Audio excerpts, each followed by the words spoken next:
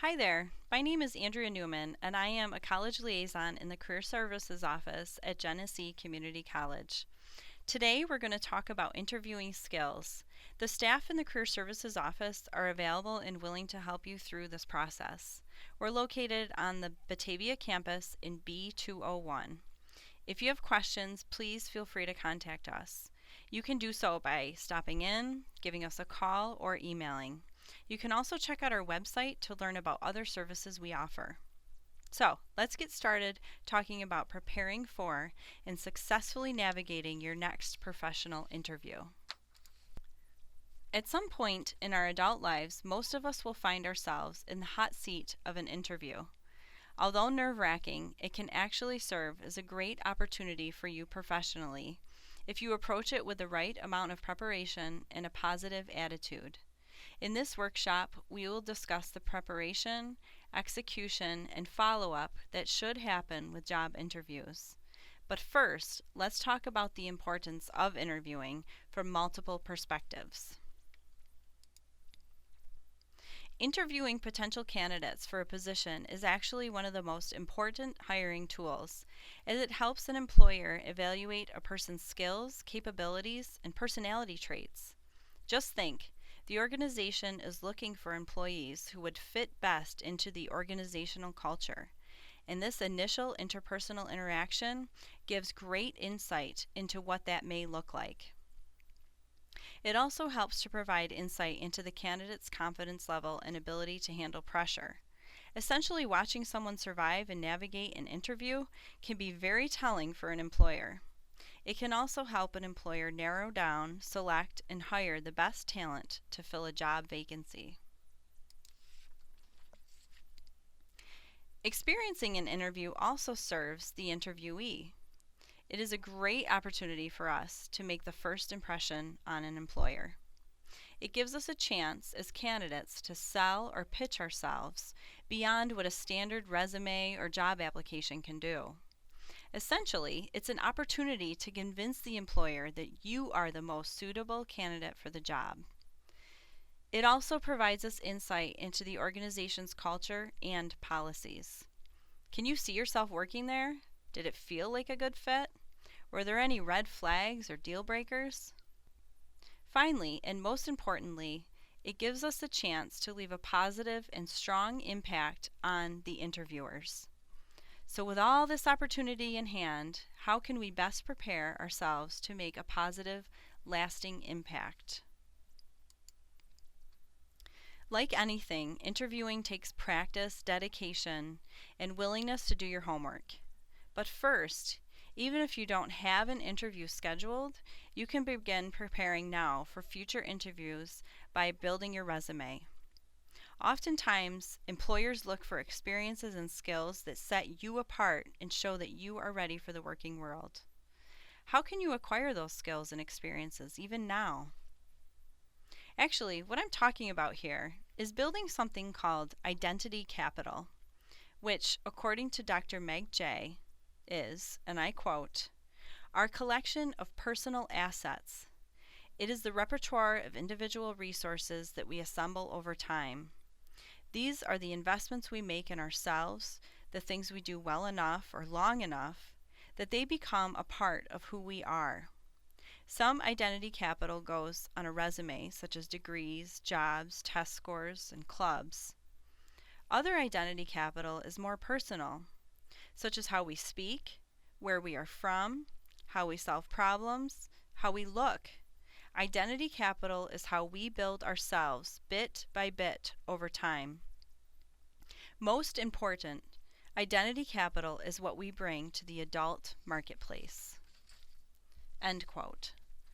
So, choosing the experiences you spend time on right now through part-time jobs, student clubs, volunteer opportunities, and internships can help you begin to build that capital. The potential wealth of experiences and learning that happens in an unpaid internship at a company you hope to work for someday far outweighs a paying job as a cashier in a company that you have no interest in staying at. So think about building your capital. Start saying yes to opportunities to build it now. And here are some examples in front of you. an opportunity where you're earning on-the-job experience in the field you plan to go to, such as internships or part-time jobs. Community service opportunities and volunteering that align with your career goals can help give you invaluable experience and begin building those important network connections. Any student who studies abroad or even spends a semester or summer in another state sets themselves apart from their peers.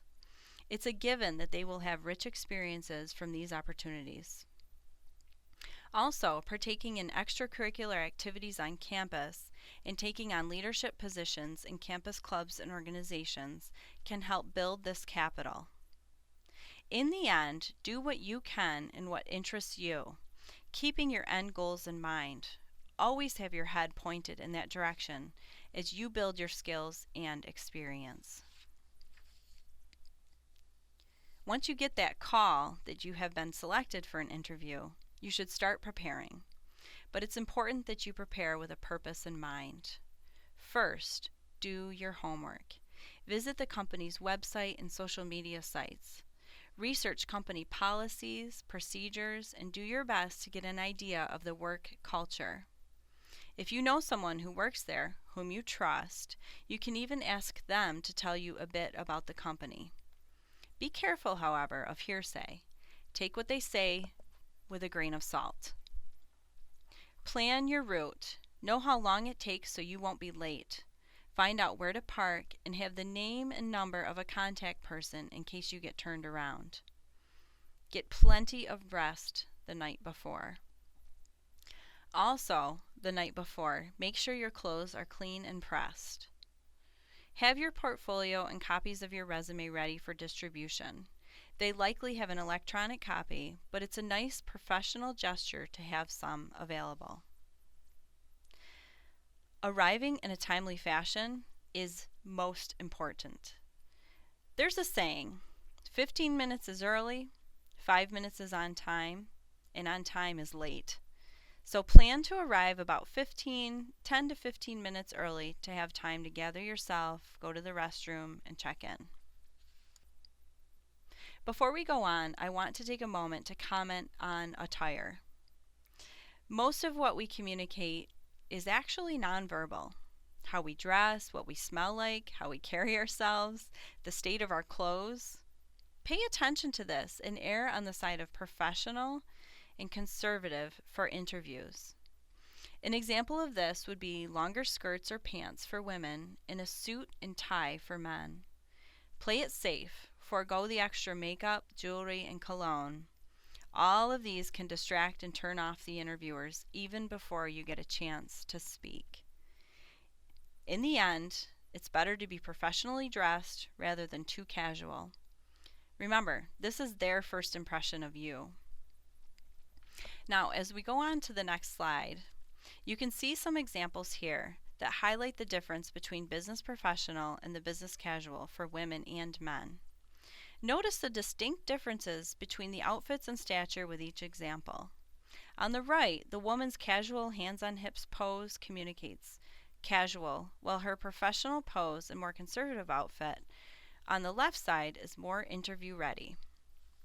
For the man, the biggest difference is his suit jacket, adding a professional air to his presence.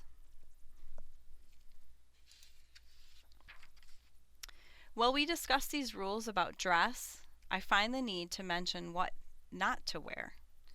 You see some very obvious don'ts here. Flip-flops or casual sandals are a big no. Also remember to take out your body piercings and keep the noisy jewelry at home. Don't wear clothing that displays body art. For an interview, stay conservative on all fronts. You can see a backpack and a bulky purse here. Stick instead with a briefcase or simple portfolio. Check your clothing for any missing buttons or stains. And be sure not to wear clothes that are too tight or too revealing. This is where laying out your outfit and trying it on ahead of time really helps to ensure a clean, professional appearance. In general, thinking through the entire day is wise, from beginning to end. Here are some tips that we have found to be useful. Invest in a couple of outfits in case you're called back for a second interview. It sounds strange, but make sure you're comfortable sitting and walking in your professional outfits. It even helps to practice your answers while you wear them because it helps to make the interview situation more predictable. The key is to look professional and to look like you'd be a great fit within that company's work culture. So be sure to have that in mind. How you feel will come across in your nonverbals. And lastly, people don't necessarily notice when you're put together, but we do notice when you aren't. It is worth it to take that extra step. Think of a time when you see someone wearing a sharp black suit with old faded brown shoes. What do you notice and remember? The shoes, right? As we continue to the next slide, here are some other tips to consider. Avoid having too much caffeine the day of the interview for obvious reasons.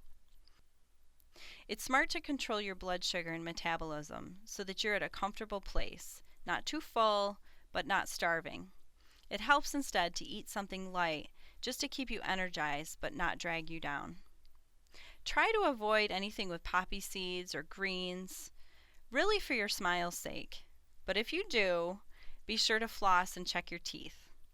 Check yourself in the mirror one final time, teeth, hair, outfit, before checking in for the interview. Very important, make sure your cell phone is off and hidden.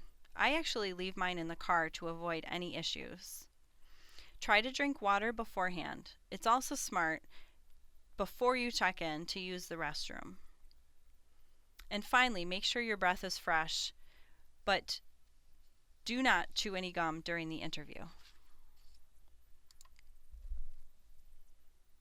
When you finally begin the interview, your actions, not just what you say, but how, your mannerisms, etc., are on display. It's all part of the package that is you. So make sure you take the time to practice and visualize what you will do at the interview. Upon arrival, shake hands with the committee members and look them in the eye. It's helpful to repeat their names back to them as you're being introduced to help you recall them later. Pay attention to your nonverbals. You can practice these in a mirror or videotape yourself, or you can even ask a friend who's trusted to give you feedback when you rehearse your interview answers. What's your posture? Where are your hands? Are you fidgeting? Think about your answers, but try not to pause too long. Try your best not to use filler language like you know, like. Actually, try to just pause instead. This is difficult to do, but can be done with practice. Finally, maintain eye contact when answering. If you're being interviewed by multiple people, make eye contact with every person when responding. Now, let's get into the actual questions you can expect to hear. Here are some very common interview questions. These questions are asked in 99.9999% of interviews. Actually, I made that statistic up, but it seems about right. So be prepared with responses. It may be wise to write down and practice answers to these questions aloud. Tell me about yourself. What prepares you to do this job? What is your greatest strength or weakness? Some tips to consider. When responding, draw parallels to the work that needs to be done in what you have done in your previous or current job or education. Explain how the job you're interviewing for calls for the skills and experiences you possess. This is where your homework you did about the organization comes in handy.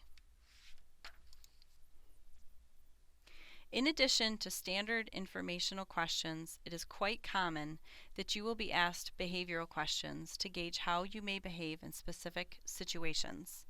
Companies are not only looking for someone with the basic qualifications, they're looking for someone who can demonstrate or explain with examples and stories when and how they solved problems, worked with teams, or even overcame frustrating roadblocks. When answering these types of questions, be prepared with stories that demonstrate how you dealt with conflicting values, disappointments, the failures of others, or situations when you have demonstrated leadership, team spirit, and gone above and beyond for the sake of the employer or a patient. The next slide dives into this even deeper. You want to walk them through step by step a situation that demonstrates you working through a problem. So say that you are asked to talk about a time when you were part of a difficult team and what you did to get them back on track. Make sure that you elaborate on the situation, what actions you took, the role you played, the outcome, and most importantly, what you learned. This part especially shows self-awareness and openness to growth and learning. Okay, so let's try this with a real-life example. Recently, I was assigned by my professor to be part of a 6-person team of students. The assignment was to research and present a persuasive argument about a controversial topic. The project seemed daunting from the beginning, but it became even more difficult when we realized 2 particular teammates felt passionately about our topic, but on opposite sides. My initial role in the team was to take notes and keep everyone in the loop with meetings and information gathered. But after these conflicts arose, I became the mediator between the 2 team members who were having a hard time finding common ground from which to start. We decided to meet off campus, just the 3 of us, and get to know each other better. This helped to break the barriers and increase understanding. When we met again as a group, tensions were not so high and we were able to come at the project from a fresh perspective. After this, I learned it was important to become more aware when people are feeling uncomfortable and take the time to get to know why, instead of just dismissing this as a difficult team to work with. I actually learned some great conflict management and interpersonal communication skills that will help me in the future.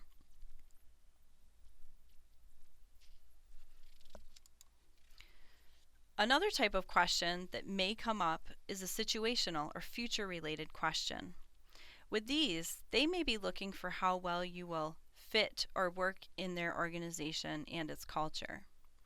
Take some time to jot down some responses to a question about future collaboration, such as, how do you plan to collaborate with the attending physician or consultant? When answering this, try your best to answer with an actual example of when you've done something similar. If you've not encountered the situation or do not know the correct answer, don't fake it. Instead, you could explain the initiative you possess to do the research necessary about your potential team and how best to work with them, or that you're open to seeking advice from other employees. Shifting gears on the next slide, let's look into questions you might get that may test how much research you did beforehand. The reason for these types of questions may be to test how much time and effort you put into preparing. What about this organization most interests you? And why do you want to work here? Make sure that you have done your research and have 1 or 2 concrete responses in mind. This can show your level of commitment in actually landing that job. Regarding personal questions, make sure you understand that these types of questions are actually fair game. The most common being when they ask you to explain any gaps in your work history. It is wise to craft a response beforehand so such a question doesn't trip you up, and always be honest. We'll talk briefly about your rights, but for now, an example of how to approach that question in particular would be, the reason for the gap in my work history is because I took some time off to travel and explore different careers within marketing. It served as a time for growth in both personally and professionally. That experience is actually one of the reasons I found this particular organization to be so appealing. See how this example brings the response back to the interview or the job? That said, there are a few questions that are just not okay to ask. As it states here, any question that reveals your age, race, national origin, gender, religion, marital status, or sexual orientation are just off limits. The link on this slide provides further information about illegal questions and how you may decide to navigate a situation should they arise. Briefly, here are some specific ways that you can respond. You can answer briefly and move on to something else, or ignore the question altogether and redirect the conversation. You can even answer in relation to the position. For example, if you're asked if you have children, which is a completely illegal question, you could choose to respond with information that may help your case. My child care provider is very reliable and I have alternative arrangements in case of emergency. My children will not affect my work performance. In extreme situations, feel free to express your thoughts by stating that a particular question is offensive and inappropriate. Lastly, you can state that you do not wish to continue the interview and leave. Okay, these last two options sound easy to do, but can make things awkward really quickly. In most cases, keeping your cool, diverting any illegal questions, and turning attention back to your qualifications is a good plan. It's also a red flag if, in the interview, the employers are asking you illegal questions.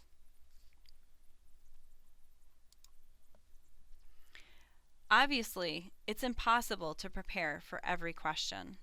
This can be stressful, but remember that you're human and nobody expects you to be perfect.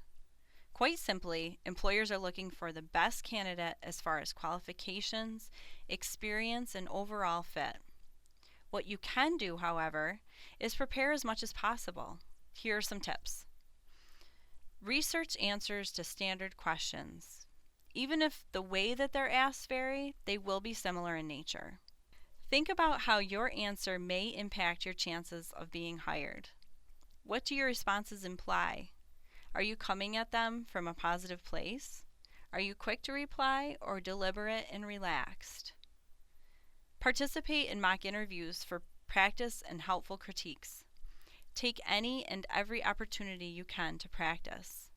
Just like an athlete, a dancer, or a singer, practicing helps prepare you for what is to come. And finally, remember that every interview improves your overall interviewing skills, whether or not you get the position. Towards the end of the interview, many employers flip the table and give the interviewee a chance to ask questions. It's wise to have a few ready, but be prepared.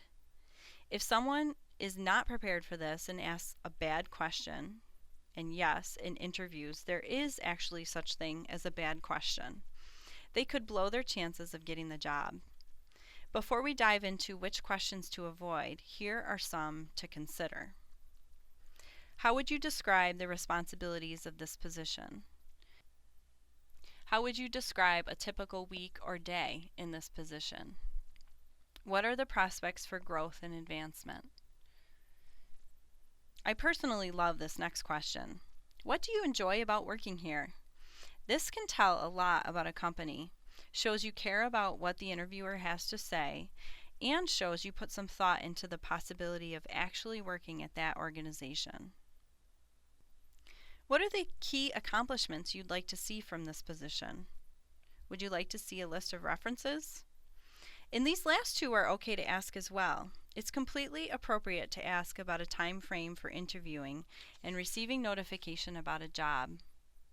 If I am extended a job offer, how soon would you like me to start? And when can I expect to hear from you? Having 2 to 3 questions ready is a good idea. Any more than that can be too much. Conversely, if you don't have any to ask, it may come across that you just don't care. So here are some questions you do not ever want to ask. These are the bad questions that I was talking about earlier. Never ask questions that you could have found by searching Google. This shows you didn't take the time to prepare or research beforehand. Avoid asking if you can change the job details, schedule, or the salary. This is really tacky and can turn an employer off in an instant. There's a time and place to talk money after you are offered the position.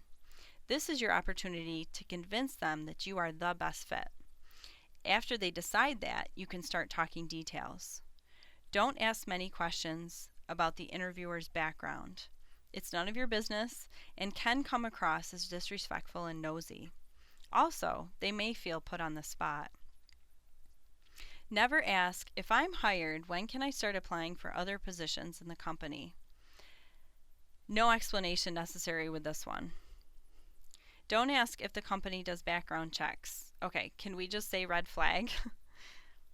And do not mention rumors or gossip that you've heard about the company. Although a lot of communication in an organization does happen that way, it is uncouth to mention things that you've heard about a place at an interview. Stick with professional facts and information, or just refrain from asking those questions. And finally, never ask how quickly you can be promoted. Again, no explanation necessary here. Just don't. Okay, transitioning to ending on a positive slant. It is important to end the interview on just as strong a note as you began it. So here are some tips to do that. Shake hands again with the committee members. Make sure that you make eye contact with each of them. Take time to sincerely thank them. If you remember their names, this is a good time to address them personally. Thank them for the interview. Gratitude goes a long way in life, especially in a professional setting. Saying something as simple as "thank you for your time" or "thank you for this opportunity" is very appropriate. Make sure you have contact information to send a thank you note to each committee member. This is a must. Traditionally, a handwritten thank you note has been the industry standard, but a professionally crafted email is sufficient today. Either way, make sure you send a personal thank you in a timely manner, which is typically within 24 hours of your interview. Follow up with a phone call or email if this was discussed during the interview. A quick note about emails, by the way. If you ever forget to mention something in an interview, an email is the perfect place to give them that additional information that you think will be helpful. Of course, you don't want to send a book back, but 1 or 2 main points are okay to include. Also, make sure you have their names and titles correct in any written correspondence, and that all communication is accurate, spell checked, and uses accurate punctuation. If you don't know, you can ask a receptionist or refer to the website for contact information and titles. Let's take a moment to talk about this very important part of who you are, the cyber you, in managing the impression that people have when they look at your social media and professional media profiles. This stuff is important. If you think it's not, listen to this. According to CareerBuilder.com, 60% of employers look at candidates' social media accounts. 60%. Here's my take. If they're looking, why not make it good? Here are some tips for how to manage your cyber personality with a professional goal in mind. Always be mindful of what you post on social media websites. You never know who your audience truly is. Employers do look at these sites, so don't just naively assume that they don't. The statistic I mentioned earlier is proof of that. Make sure too that your voicemail greeting and email address are professional. It's time to forego the cutesy, offensive, or childish email address you adopted when you were 11. Think simple, to the point, and professional. Example, jane.doe@gmail.com. So they are looking, so we need to be mindful of the things that we should avoid posting about. According to money.com, below are 5 things that you want to avoid associating your cyber self with. No excuses. Illegal drugs, sexually explicit content, any kind of profanity, guns, or alcohol. None of these scream professional or mature, so block it, delete it, and avoid it at all costs when you're striving to be professional. However, even if your social media accounts are clean and professional, employers may also notice a pattern of poor grammar, which can really hurt you. Here's one silly, albeit true, example. I think my grandma got diabetes. Not smart. On the next slide, we'll get into some tips for using social media to your advantage. In the end, it is important to be vigilant, not to post anything that you wouldn't mind a potential employer seeing. Make sure to check your Facebook privacy settings, but don't depend on them because they're known to change frequently. Ask yourself, would mom approve? If the answer is no, you may want to reconsider posting. Also, since most employers are looking, why not take the opportunity to post the good stuff? Volunteerism and service to your community are good things to boast about on social media. Why not? This could be a positive boost to your reputation with the company if you play it right. We also suggest maintaining a professional LinkedIn profile. For now, that is the industry go-to and a great place to expound on your resume and all the great things you're doing. GCC's Career Services Office also offers a LinkedIn-style profile within Purple Briefcase, which is a great way to start. You can access that right off of our webpage. In the end, it's most important to be yourself at an interview. Overall, employers want to see who they will potentially be working with. So take that opportunity to let your true self shine. With a little practice and preparation, interviews can actually be fun, rewarding, and help you land your dream job. For more information and guidance on interviewing preparation techniques, check out our website at genesee.edu/offices/career, or come visit us on the main Batavia campus. From the Career Services Office at Genesee Community College, we wish you the best of luck.